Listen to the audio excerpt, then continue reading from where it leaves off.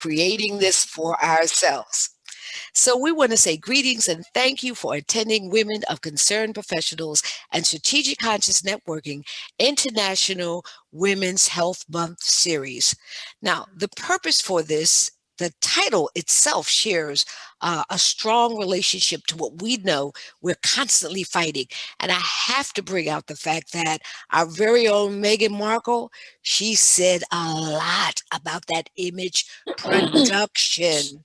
So it's the removal of the mule image of Black women and health. This series is constructed for the purpose to support the dismantling of negative image production regarding women of African diaspora, regarding health and medical practices that has been attached to our bodies and our identities.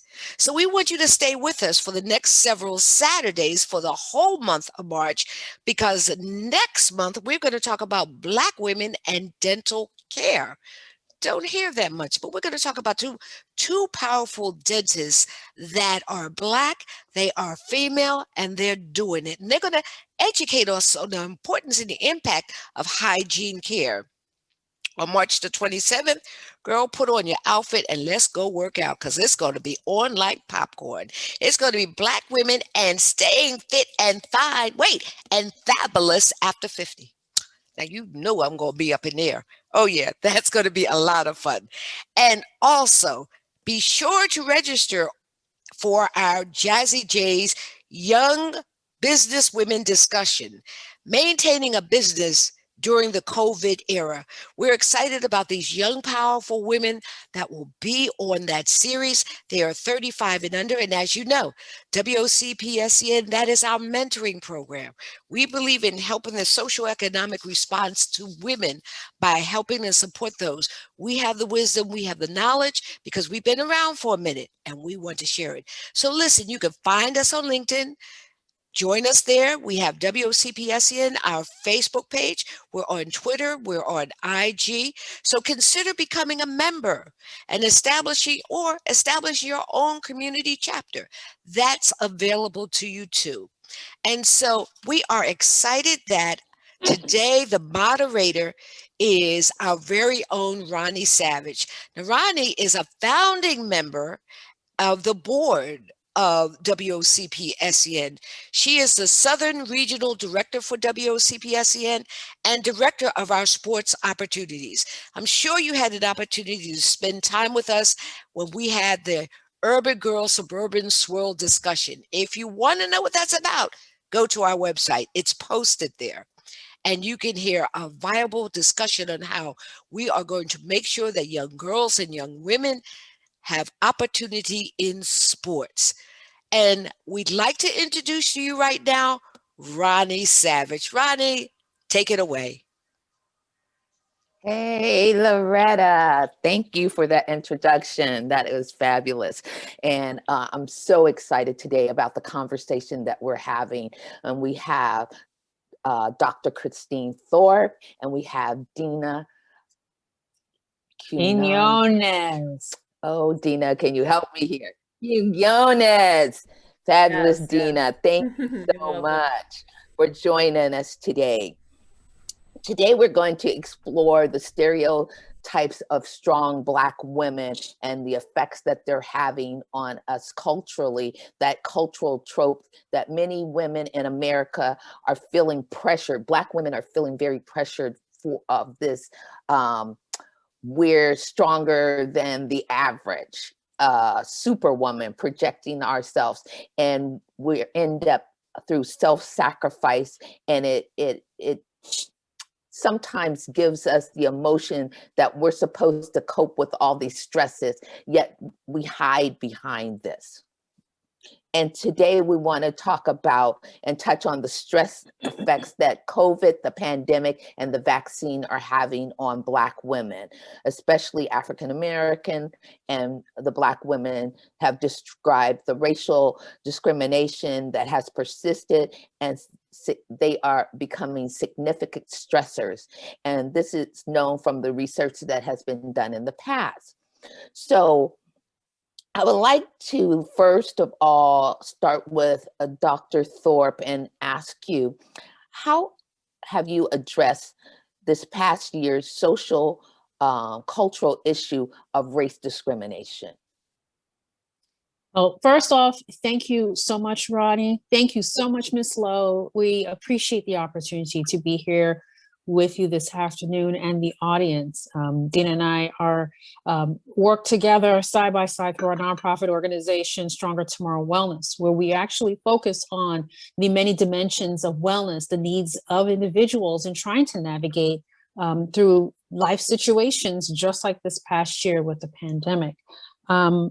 With respect to your question, this past year has been interesting in a racial perspective and a gender perspective with regard to the pandemic. And I'm speaking specifically as a Black woman, the impact of this past year has really put me in a position to take a step back and have pause.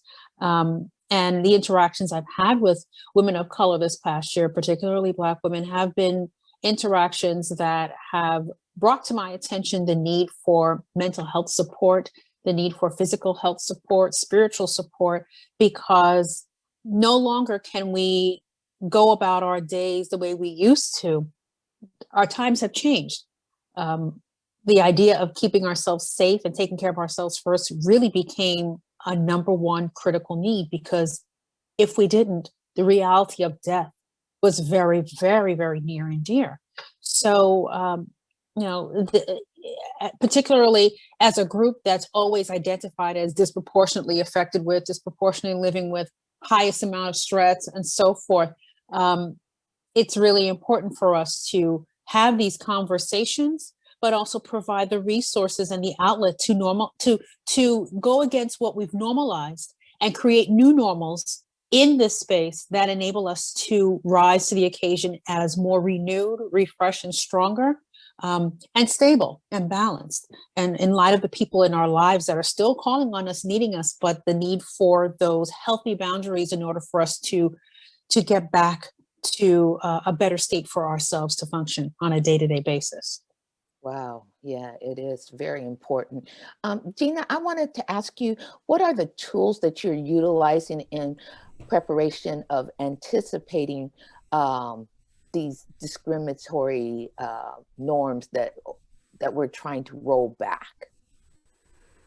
When you say anticipate, can you tools to anticipate in terms of well, I can, in terms of anticipation, I more so try to, given the times of uncertainty, I try to focus on tools that can help me through each present day, that allow me to really remain grounded and remain the best version of myself as a mom, as a daughter, as a friend, as a sister, as, you know, an educator, and being able to show up both as my best self professionally and personally.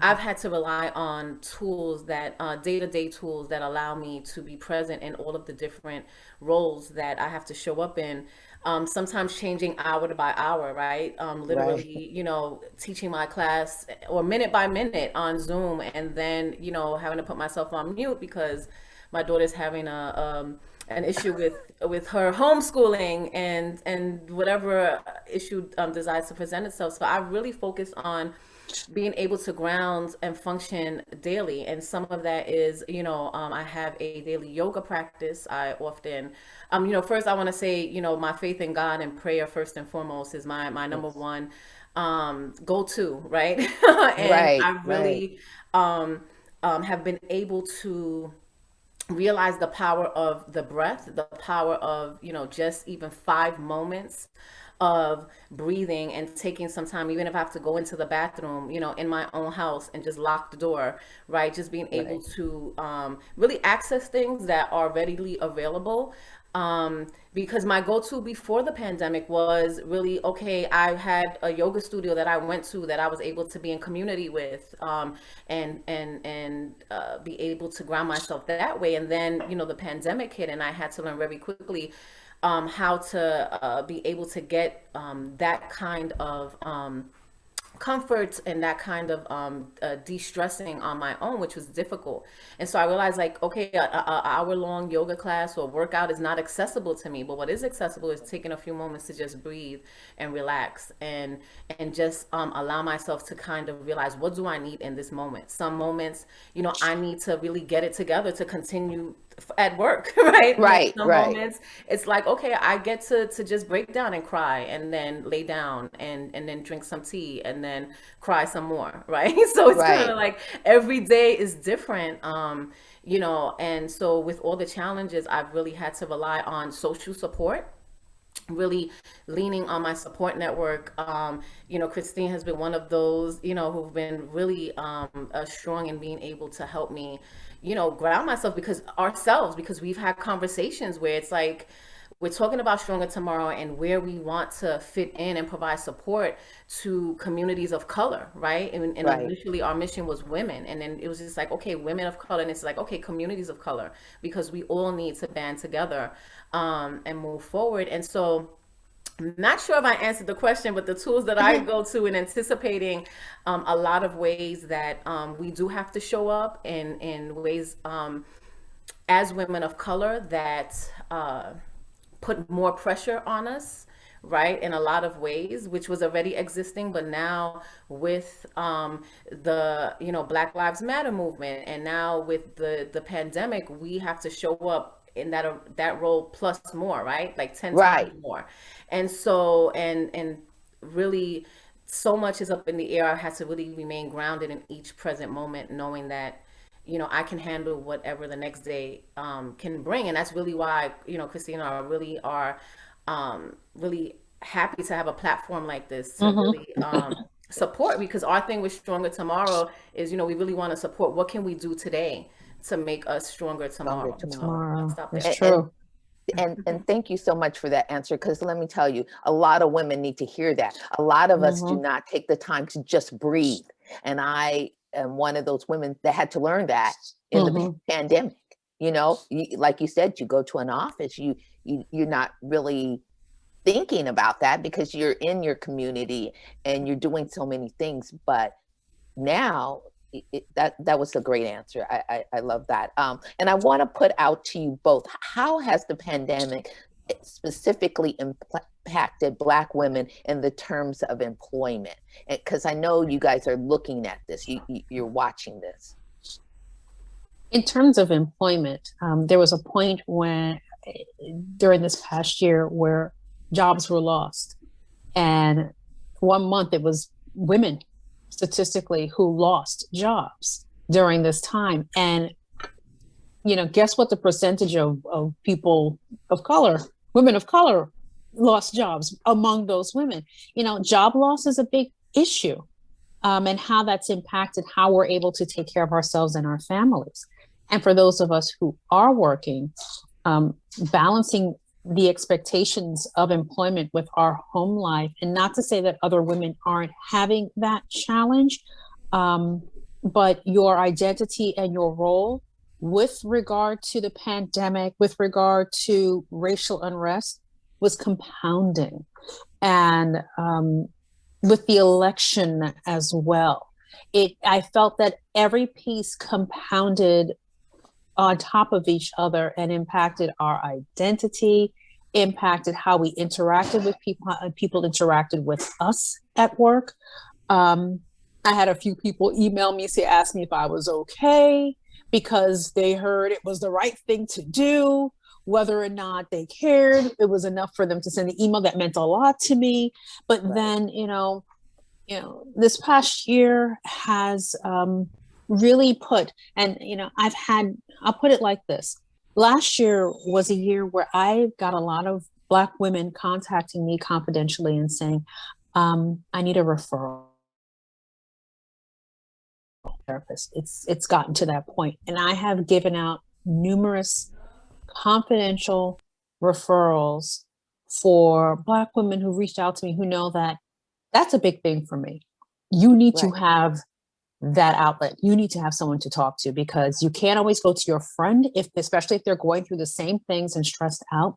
You may or may not have a life partner to talk to, but the bottom line is you need a neutral space to talk with someone who is there just for you, and you don't owe them anything except maybe a fee at the end of the service or your insurance card. But this is your time. It's like time well spent. Like Dena was saying, that whole time doing yoga at the yoga studio or taking time to breathe, that's your time well spent on your self-care. And I really think that this last year put it front and center for us as Black women in a way it hadn't before. And I personally, and it's not statistically quantifiable, but personally, I've seen that through the little by little and growing outreach of women of color and Black women who specifically said, I need a referral to a therapist. And I was grateful for that. Dena, I heard you talking about your daughter. So I'm going to direct this question to you specifically. What are some of the challenges facing Black women who are mothers of young school-aged children? Because my son is grown and gone on, and I can't even imagine what you mothers are going through during this pandemic and during this time. And I felt for you, Dena, because my children are older. Her little one, Yes. she's a little one. She's a little bit. I have a 7-year-old. Yeah. I think what I can say is, and this is her saying hi. Yeah, hello. So this is one challenge, right? Hi, This is the challenge, trying to be very professional and keeping it together and trying to, give a right answer, and then here she goes, right? And so this is in real time one of the challenges with that. But I'm fortunate to have a child who is wonderful and really smart, and I've noticed that the biggest struggles have come from we're all struggling. Let me just start there, and I want to acknowledge that as mothers, it's a struggle, regardless of the type of job that we have, right? Whether we're on the front line or if we're at home, it's still a struggle because our kids are really dealing with the adjustment in addition to ourselves. And like I tell my students, we're literally building a plane, trying to fly a plane while we're building it. And so, I really have the most empathy for those with more than one child, those with special needs. I have an 8-year-old nephew with autism, and that has really impacted him. And, my brother and my sister-in-law around care. So I think that those who are most impacted are with the youngest children. I really also feel for those parents who have kids who cannot read or write. Fortunately, my daughter reads and writes. So trying to manage online learning with a small child, right, that it should be in an environment where they should start learning how to be around other kids and, really be able to interact in other ways. But as a parent, it's been extremely difficult trying to, and I can say me personally dealing with what I'm dealing with, right, with the pandemic, but then trying to hold space and help our kids go through it. I think it comes down to really time management. And I think the biggest struggle is really trying to move forward with self-compassion, with us just acknowledging that we're trying to do the best that we can. And I think that just really knowing, having that that understanding that things like this happen, right? We're in meetings. And then I really appreciated having seen, high level executives and CEOs, they're like dogs and cats and kids coming in. And so things, also rolling with the times, right? Things that were not acceptable in the past are now acceptable and welcome. I love seeing people's kids and animals, right? Or even parents and siblings jump in the screen. And it's really allowing for time like that. And I think, so I can say that for me, the biggest struggle has been worrying about, the impact of my daughter being homeschooled for so long and how that will impact her later on. But also, really, just trying to manage my screen time, her screen time. And so that's been the biggest struggle. Yeah. I can't even imagine. I did a presentation last weekend. My granddaughter started singing the ABC song during my presentation, and it was like, and everybody thought it was so cute afterwards. And I was thinking, I'm so embarrassed, but because it's the human side of us now. This is the thing is what's happened through this pandemic is that we're able to show up as more than just the employee in these screens now, because life is real. And there's a level of humanity that has surfaced as a result of this pandemic, where people are dealing with deaths that they had never expected to happen, dealing with their whole life being turned upside down in their homes. And everybody has somebody or something. The idea of a perfect background and a perfect setting without some sound, somebody. I've had kettles going off and see people's cats. You see it, but this is how people really are. And we've often been segmented into one square, one side of a square when we're coming to the workplace, and not understanding that we're multifaceted people, that we have more to us. And I always tell my staff at the my university in particular, you know, I want your whole you, because when you're divided, I can tell, because you work divided. You, I know, are not just a professor, an educator, or a researcher. You're a parent, you're a spouse, you're a partner, you're a daughter, you're a friend. You bring all of that to work, because I can now see all of you and how that impacts how you interact with students. But when you segment yourself, they always just seem so disconnected, because they were told too much of you showing. And when I say too much, I mean too much of the wholeness of your being showing is a detriment to you. And that often hits us as women and women of color in a very interesting way, because then we find ourselves paring down to neutralize, to be to make other people comfortable in our spaces. And it doesn't have to be that way, but we've been fearful of being whole people. And being in the pandemic, especially the earlier part. And while I'm natural, I know women who are like, what am I going to do? I can't get my relaxer in. I can't get my color. I can't do. And, you know, it's one thing, you know, with black hair, it's a different story, because totally different. You can't, you know, and it's hard. I totally agree with you, because during the pandemic, I learned to make hair care products. And so I make all my own. I don't buy them in the store. I use all natural stuff that I can put in my body, as well as eat it, as well as put it on my hair. But I want to segue into the health issue, because there's been research around this Superwoman Syndrome done by Dr. Cheryl L. Woods Giscombe. And the research has suggested that the health disparities in Black and African American women included, but not limited to, such things as adverse birth outcomes, lupus, obesity, and untreated depression.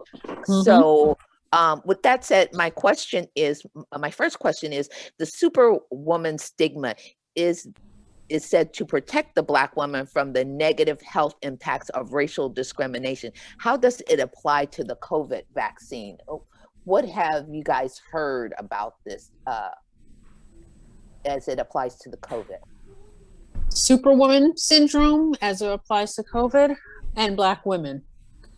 I don't know how we could be superwomen during this time, because we were also dying. And you can't be everywhere, do everything. The idea of putting your mask on before you serve and take care of anyone else, wasn't just a line anymore. It was a reality. We had to do that. Because if we didn't, we risk getting sick and potentially dying. The whole Superwoman syndrome, I think, has been bucked in the sense that we couldn't do it all and be all everywhere. I think it slowed us down and put us in a state that if we took a moment, we could use it as a point of reflection and think, wow, I have been doing this, that, and the other every single day of the week. Now, and a year ago this time now, we were just home. That's it. And the first week coming up would be the first week fully home, working from home, and trying to think, okay, normally I would be going here, doing this for somebody, doing that. It's not happening. What do I do? That was a very important time for us to begin the self-reflection, the retooling, restructuring of our lives, and thinking down the road, what do I need to make differently happen in my life so that I can get to a place that I feel more human and not overextending myself for the benefit of others all the time. No, and I agree. I think it was also a time where we were forced and able to redefine self-care, right? What does self-care mean? What does that mean in our home, right? What does um, you know, really caring for myself and my family look like now that we're all together and there's not that disruption of the day, dropping people off, going to work, coming, relying on even other people to either cook your food, right, or going to the store to get your hair products. Like, we were home, like, hey, I can cook this and also use it as a hair conditioner, right, and I can right. So we were forced to redefine what is self-care and how we can really carve out that time for ourselves. And I think that whereas there are a lot of great stories around women who were able to find that time and just have more time, because I know a lot of women in my network, they were able to start working out, they were able to start just having sit down while having a cup of coffee or tea instead of grabbing it and drinking it on the train or in the car on the way there. Little things, right, that now we are going to hold on to, right, as we reintegrate back into society in whatever way based on your job. But there are a lot of people who realized that they needed a referral, like, I need to speak to somebody, right? So I think that we are used to operating as superwomen in so many ways already, and then to be given the time to really allow ourselves to not only think about it but act upon it, and kind of, we were forced, right? I don't think any of us would have taken some of the time that we did for self-care unless we were forced. Not at all. It was a forced reset.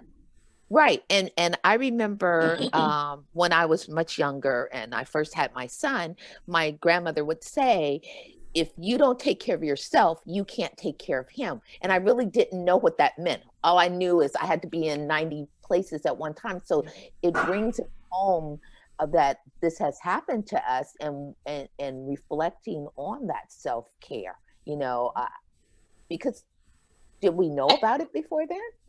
I think there's a level of accountability we need to now have with each other, and not this expectation that this is supposed to happen and where we need to be everywhere and do everything. I think we need to give each other a break and not judge ourselves and judge each other, because sometimes we project a level of judgment onto people. Well, see, I don't know, how is it, you get those little voices that come at you that make you think, well, maybe I'm not doing enough. And then you begin to internalize them and think, oh, I need to do more. Maybe I need to prove this. We need to, silence that inner voice that challenges us and makes us feel less than what we should about who we are and how we're showing up and what is enough on that given day, and that be okay. And the naysayers and haters that are around that have to be the peanut gallery in your life, they don't need to be in your life anymore. It's to fill your life with people who have something positive that they want to say, positive that they want to share, to help encourage you along. And building those networks is much more valuable to us, and I think has definitely surfaced this past year than what we might have been experiencing before. But we can be brutal to each other, and we can be brutal to ourselves. And my hope is that this year has challenged us to really reflect on this and understand that people are not okay, and we as Black women are not okay. And it's okay to say that we're not okay. Doesn't mean you're weak. Doesn't need to be something you're ashamed of. It's something that makes you human, and that you are allowed to function at the level of human and not be shamed by that. Because guess what? Everybody else gets to be human. So can you. And I want to segue in. Oh, did you have something? No, go ahead. To ask? Okay, so I wanted to kind of segue into what are some of the concerns that you ladies have heard about the vaccine, like in the Black community, from other Black family members, or at the university, or in this your yoga classes. Is there any type of concerns that you've heard around this? You want me to take that, Dena? You want to jump on it first? Sure. Well, I mean, I'll be totally transparent in that, the vaccine conversation in many of my circles have very much been in line with, like, what you're told when you first enter the workforce, right? Don't talk about politics or religion, right? In certain circles, and in certain circles, it is the vaccine. And so I think that yes, as women of color, communities of color, there are major concerns, right? Particularly with past, history, right, from what happened in, in previous scenarios with vaccines or immunizations. And I think that what's most important is just providing the factual information, because everyone, and I tell everyone, the vaccine is a personal decision. My students have several questions. Well, I heard this and I heard that, and I said, well, I'm not going to entertain anything about what's valid and what's not, but what I can give you is what the factual information is, so that you can make your own decision, right? Make a biased decision. So I think that there are a lot of valid concerns pro-vaccine and anti-vaccine, and I think that what's most important is honoring everybody's point of view and their space, and then providing the information. If a person says, well, is it true that the vaccine can do this? I can to you, if will the vaccine do this to me if I get it? What I'll say is, I cannot answer that. The vaccine works on everybody. Everybody's personal health situation is different. But what I do know is that this is the factual information that we know right now in this moment about the vaccine. And so that has been kind of my approach in general, because a lot of people simply want to know, did you get it? Did you not? Why or why not? And so I've been very intentional about being unbiased, in certain circles, and of course in my personal circles, I'll say how I feel in whatever way, but either way, right? Some people, there's like a judgy, Right. this judgment, right? Like some people, based on their point of view, oh, you got the vaccine, oh, you didn't get the vaccine. And so that's where I am with the vaccine. And Christine, I'll give you a chance to. No, and I'm in agreement. We give no additional information. We always encourage people to speak to your healthcare provider. Exactly. Go to the CDC website, because whatever facts you get there is the same facts we know. We don't have any extra secret information that we can share. But yes, our communities are concerned and rightly so. So between the mistrust and the access, whether it's access to information and access to resources, in addition to the historical mistrust that was placed upon us by this nation, which is fair, a fair reason for that mistrust. And, the work to build trust has been something that I think, this nation has been trying to figure out how to do. I often go back to the first image of the first person who got the vaccine and the first person who gave the vaccine. If you think back to that first image, it was the first person to get the vaccine in this country was a Black woman. And the person who gave it to her was a Black female physician. And I think image means something when it's positioned a particular way. And I think that was positioned in order to address the mistrust in the Black community. And that's, and I think, again, people have to make the decision, but based on fact, to have a conversation with your healthcare provider, get all the information before making a decision. Making an educated decision is all right. And we need to exercise that, utilizing the resources that are out there. And don't be afraid to ask questions. There's no silly question except for the ones that are not asked. And people can hide, but I would rather you ask questions and know, so you can make a decision that's best for you. Because I know everybody, according to President Biden, every adult should be able to have a vaccine by May 1st or something like that, he said. But having access to it and the decision or ability to do so can be two different things. And that has to be discussed with a healthcare provider only. And once that's done, then people can, decide which direction to take and how to ensure that they are safe with whichever direction they take down the road. Right. And I just want to add, no judgment. Right. And I just want to add what I feel is most important. I want to stress, thank you for that, Christine, as well, is, it is a personal decision based on your health status. So I always also encourage as well, for people to get the vaccine in, because the major concern is, I heard that if you had allergies, I heard this, I heard this health condition and that health condition, impacts getting the vaccine. And so you must, because those are valid concerns, and the only one who can have that conversation is your healthcare provider. But I often shift the conversation around that, really reminding folks that the vaccine is not the answer to immunity, to safety, because whether you get the vaccine or not, the mask does not come off. You still have to operate as if there are so many unanswered questions. There are these new variants, right? And so I shift the conversation around, okay, so whether you get vaccinated or not, what are you doing to take care of yourself? How are you boosting up your immune system? Because you don't see anything promoting health, your health, your immune system, which personally is my personal opinion, is that is our best and only defense against COVID, is a healthy immune system, taking care of your body, eating the right, foods, and exercise, and not only what you ingest, but what you're watching, what you're reading, what you're drinking, and that is more so what I like to focus the conversation on, because again, whether somebody gets the vaccine or not, you still have to operate wearing your mask as if, you can transfer it to someone, even though you cannot get it. Or, yes, you're vaccinated against one variant, but maybe not others. So I often like to shift the conversation in that direction around the struggles around that, right? Because even paying attention to your immune system, ingesting and living healthy, that has been a challenge during the pandemic. Right? Before the pandemic, I had a really good hold of putting the right things in my body, right? And during the pandemic, some days I do, some days I don't. And I have to be honest about that.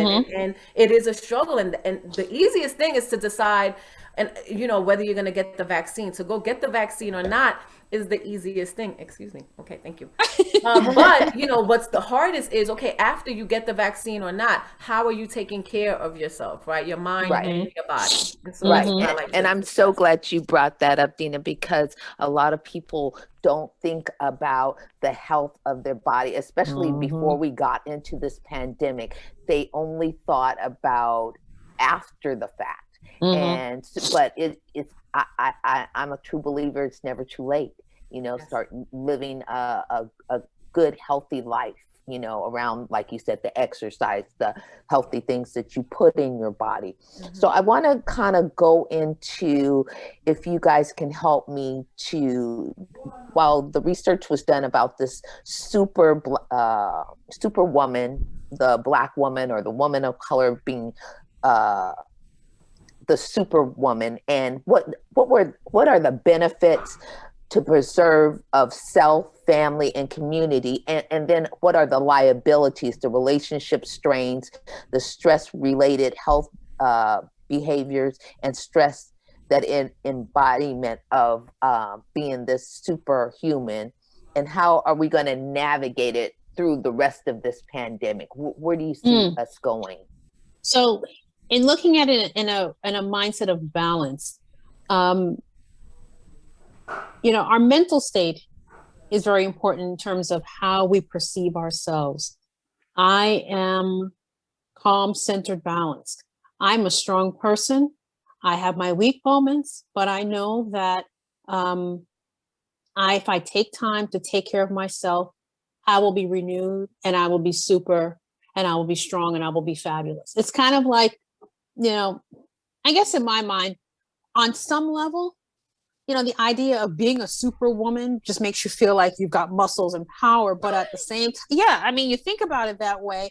And it's kind of like that swagger you try to show up with, or you leave your house that, you've got this shell that you use to protect yourself so that you can feel invincible in the world.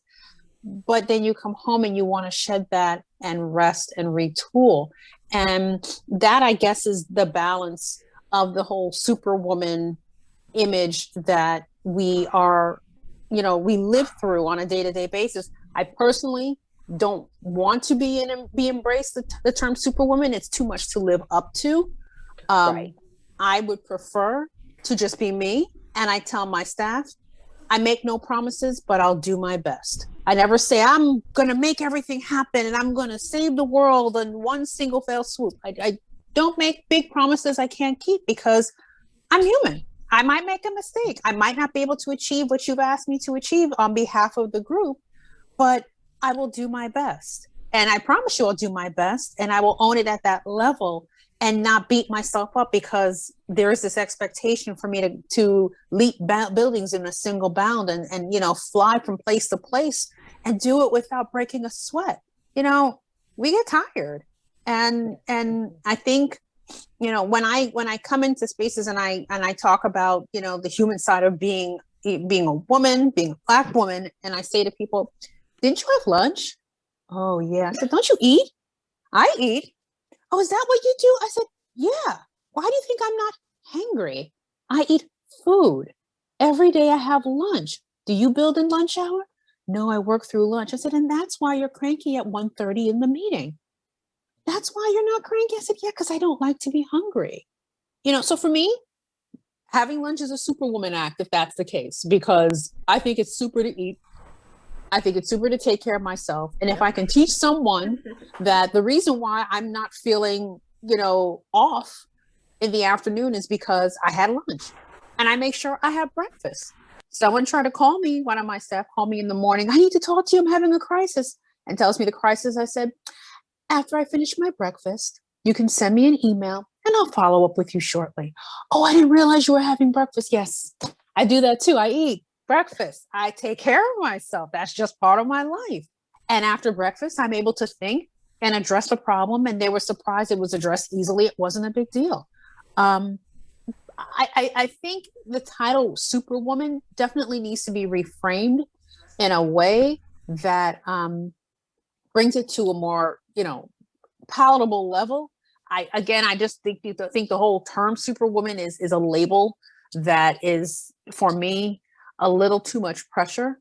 I would rather not be labeled as such. I would rather be just me and doing my very best with what God has given me to be able to do on every given day. And tomorrow's a new day. I restart and do it better. And I would hope that women, really rethink the whole idea of I could be here, there, and everywhere. I'm wearing a cape. I don't want a cape. I don't want an S on my chest. Just a C for Christine. That works for me. Yeah, don't project onto me. Don't project. Too much projecting is too much. I'm good with the C on my chest for me.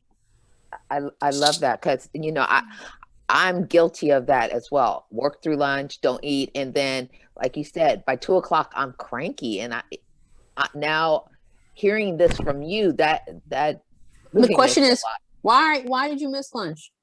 Why is it that so important that you did not take care of your body? It's not. So that you're cranky, you're yapping at people in a way, and like, she's an angry Black woman, because we're angry. Yes, but now we're angry. But you're hungry. We're hungry. And you're I think, hungry. And we need, and not only that, we need help, right? I think that it's really like the whole Superwoman Syndrome is trying to do everything yourself, right? And I think that it's really seeking the support that you need. And it took a lot for me to seek that support. I was really big on telling other people, but I was forced into a situation where I had to seek help and seek the support of others and my circle, which were most often or completely for me other women, right? Who had just as many responsibilities, if not more than me, who were willing to come and help me and spend the time that I needed. And I think that making that more normal, right? Normalizing it. When you're in positions to allow that.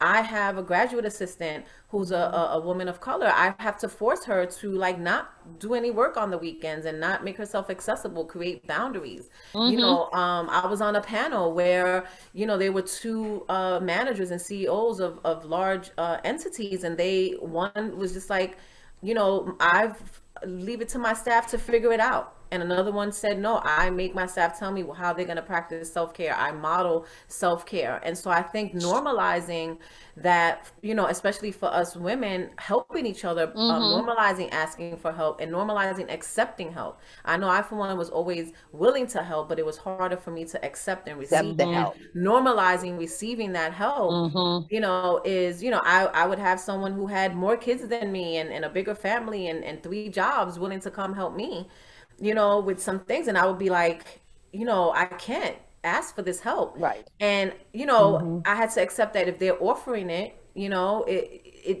I should say yes if I need it. Why am I saying no? Yes. Right. That and then saying, never look at that. Yeah, that saying, never look a gift horse in the mouth. So ladies, how do we navigate this? Because I'm guilty of this as well, being totally transparent, is that receiving the help.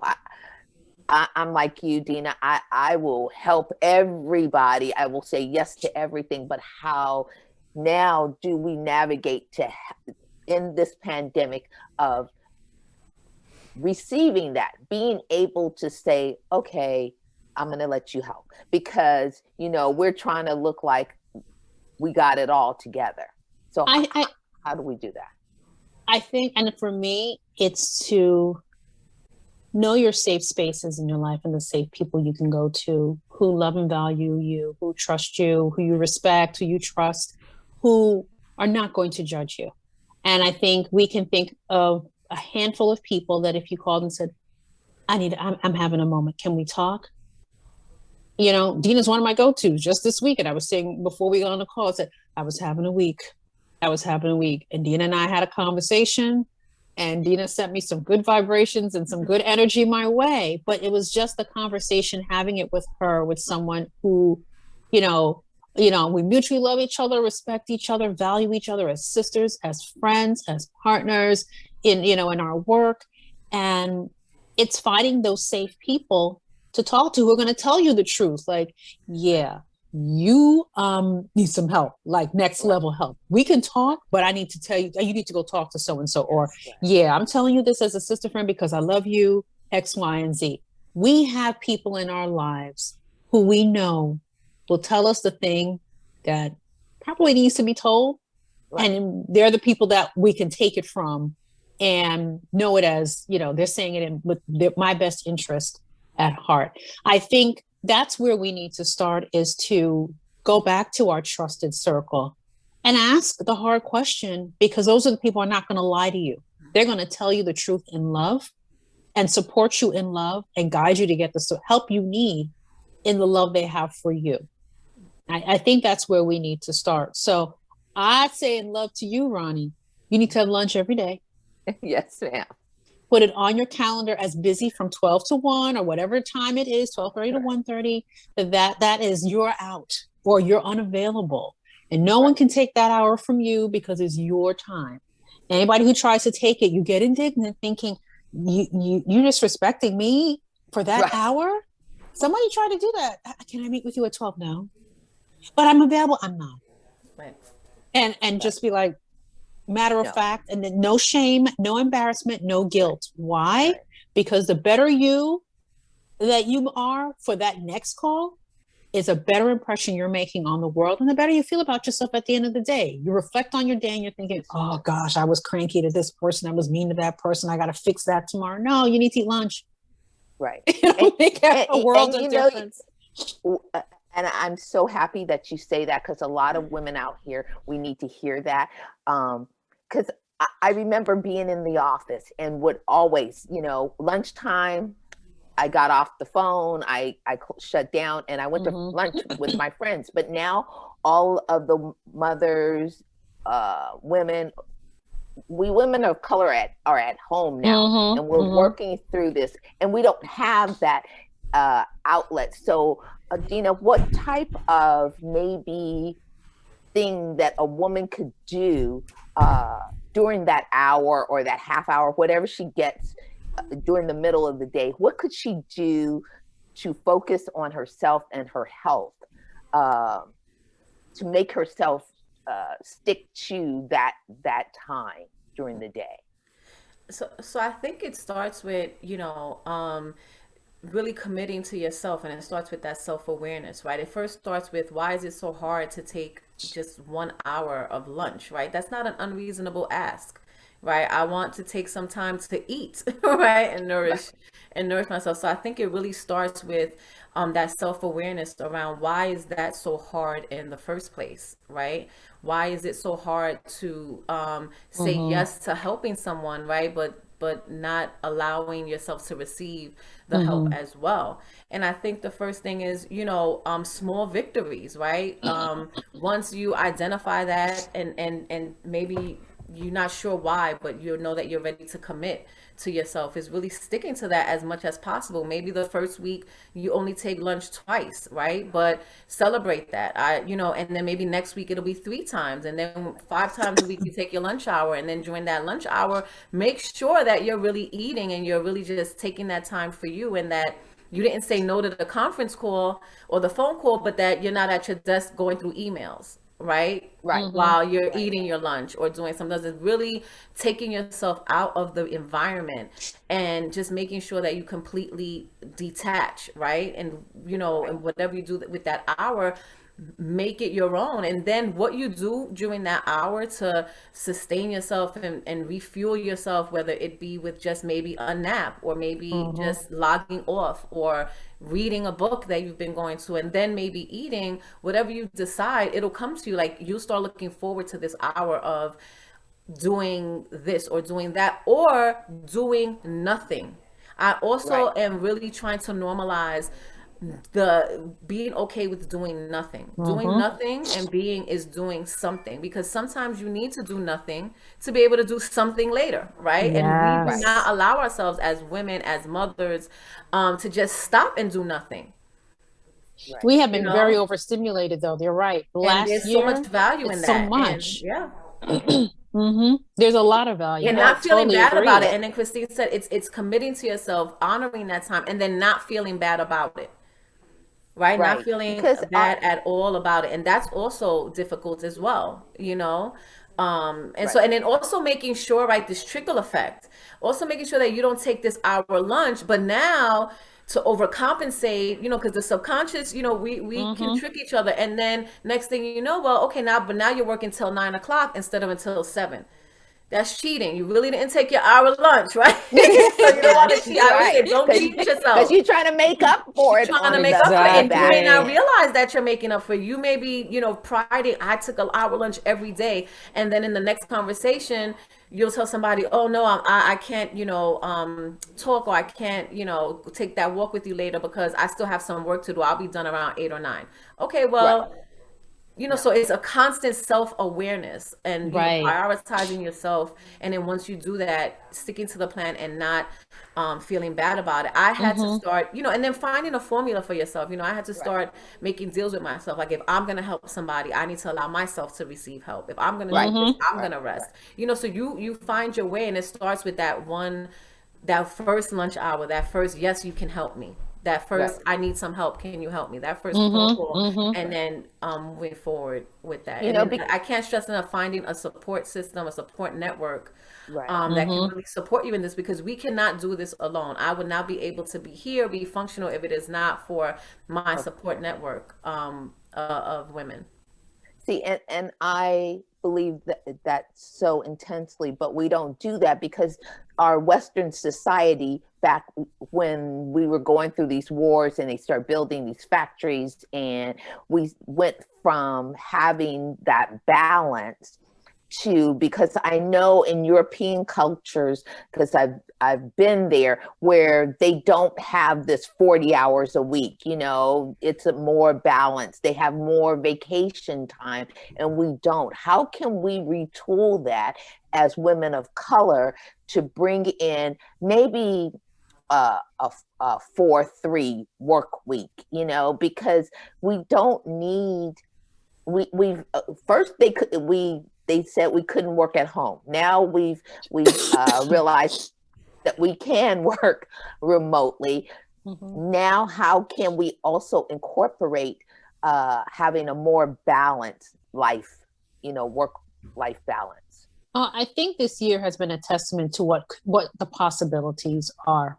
And I think it is also still under review. People are researching the impact and looking at other countries and how they have different work days, work schedules on, different from what we experience here in this country. The fact that we've learned to all work remotely for the most part, unless you are an essential worker and you have to be out there, we have developed a level of proficiency and flexibility with technology. While we're opening up and going back out to work, it also opens up conversations where policies will be challenged in the workplace, where on a national level, there will be larger discussions about how we structure our nation in the workspace and what you can enforce and what you can't enforce any longer. Work schedules don't have to look the way they used to, because we've shown ourselves to be even more productive. I get more done in a day working remotely than I did when I was in person. I have back-to-back meetings, some of which I have to build in 5 to 15-minute breaks in between in order for me to, just get up and stretch. But I'm in back-to-back meetings. I've been able to do so much in this past year that I wouldn't be able to do working in person. Now, I'm not saying I don't want to go back and work in person, but I would say, can we have conversations about what a hybrid model might look like, where it makes sense for us to do more completion, but be more realistic and human about the work that we do. Exactly. And especially for mothers who are juggling, family schedules, I think that this is a really critical conversation that I foresee coming to the table, given our new presidential cabinet in the nation. Right. I can anticipate this being a topic of conversation over the next 4 years in hopes of developing new policies that benefit women as a whole and have a sensitivity to women of color and our needs. That is so true. That is so true. So I want to wrap it up and ask you to describe the benefit, if there's any, of how this superwoman role has played in our families, in our communities, and how do we go back and talk to our communities, our families, our supports on breaking this stereotypical image of this woman of color is, flying through the sky and child on hip and phone in the other hand and doing all that. How do we normalize and have these honest conversations? What do you think? I just want to start by saying by modeling it, right? Mm-hmm. And I say that because I think that there are a lot of resources out there that we just do not access. And it starts with us accessing the resources that we need, right, to support us in changing the narrative around what it means to be a superwoman, right? A superwoman means I take time for myself. I take my lunch hour. It's not that I work through lunch. I work, all hours of the day, or I overextend myself. It starts with us modeling that, with taking some time for ourselves, but then also, being able to have these resources accessible, right? Which I think is one great thing that has come out of the pandemic, because there are a lot of things that are accessible now virtually and remotely that once were not, right? From counseling, to different kind of group dynamics. You can seek the support that you need virtually now, which I think is a game changer, because I think one thing is time. I know there was a time where it's hard for me to take care of myself with my doctor's appointments, my self-care, my leisure time with my friends, trying to manage all of that. It's a little bit easier now. I can do 3 Zooms, with my friends and therapy and other things and yoga, and I can kind of, without leaving my house, without getting dressed, without having to put on makeup. This is a filter, right? I don't have lipstick on. This is a filter on Zoom, right? So I don't even have to put makeup on. I just have this filter already set. And so it's really like thinking out of the box, and again, normalizing what has not been normal in our life.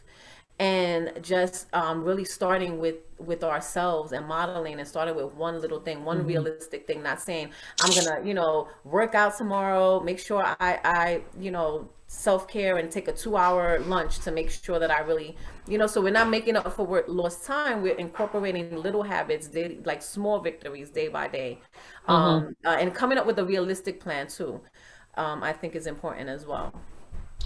I love that. Thank you. I think as Black women, you know, we can all speak of the lessons we've learned from our mothers, our foremothers, one of which was, you know, trying to do it all. And some of the things that we may be carrying that were done by previous generations of women. Right. And we are of the generation that is doing even much more in different ways than previous generations of women were doing, but are still being held captive to the expectations that that have been placed upon us. I think it's time for us to challenge that in our present state, and think back to what we've learned, and realize, with the support of other women who are like-minded, that is no longer acceptable or healthy for us. And you can say, I see how this affected Aunt so-and-so and great grandma so-and-so, and with them trying to be everything for everybody and ended up falling apart physically, you know, not taking care of themselves, and it being a sad situation. And do we really want to carry that on as a legacy and pass that forward to our daughters? Are we interested in teaching our daughters the same belief that they better be everywhere, do everything, and wear that same cape? Is that a fair legacy and lesson to share with them? One that we know has been detrimental to us. Right. How do we do things differently so that the next generation is not fighting the same battle? And I think we need to look at it that way. If you feel like this is a badge of honor to walk around and try to shame other women because they're not everywhere doing everything, and they just seem like they're perfect, living on Wisteria Lane and everything is just right, and shaming them for that, you have some deeper issues to assess within you as a woman, and a woman of color who needs to present a certain way. There's no glory in it, and all you're doing is harming yourself, harming future young women in your families who learn that that's the only way our women are supposed to function, and we don't have to embrace that any longer. And it's no longer a fair deal to pay forward in future generations. I think listening to this call, for those who are listening to this call, that this should be a conversation looking at how Superwoman Syndrome has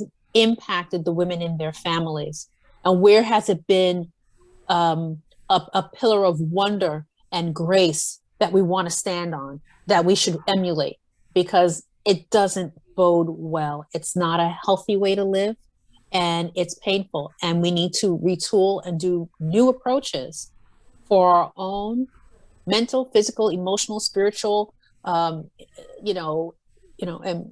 all types of wellness. We need to move in different directions. If we say that we want differently, we can have it, and we're not alone. We're here on this call talking about it, and we're practicing it. It's a day-to-day effort, but it's worth it. It's so worth it. And if you believe that you're worth it, that's the beginning step. Believing that you're worth it and you are valuable to you. It's a daily challenge to get up and renew and push forward for the rest of your life, and you will reap the rewards of doing so. Thank you so much, ladies. It has been such an honor to spend an hour with you, and I'm so grateful for your insight and for your knowledge and for the things that you've given to the women on this call today. Even myself, I've learned so much. We need to learn how to do those small things, and as Dena had mentioned, how to celebrate those small wins. And I appreciate you both so much for being with us today. I'm not sure if Miss Loretta is still on the call with us. She might be in the background somewhere, but There she goes. there she is. There's my girl. You're muted. You're muted, Miss Lowe. I am mute. I was in the background doing my thing. Well, Making sure we everything have went been well. honored. We have. Yes. Thank you. We want to also acknowledge Dr. Christine because she's on our board of trustees. So we're honored that she has an organization that is in alliance with WOCPSCN and it works so well together. And that's what WOCPSCN does. We work with other women organizations to assure that there is gender equity across the board, social, economically, from community to community. We have those alliances. So thank you, Christine. Thank you so much, Dena, for being with Thank us. you for having And me. for all of our guests that are on Facebook, thank you for being with us. And those that have been on this call, thank you. And this will be on our page, WOCPSCN. Please feel free to be a member. Join us, be with us as we move women, images, and direction forward. Thank you so very much, and we'll see you next week. Thank you. Take care. Thank you. Bye-bye.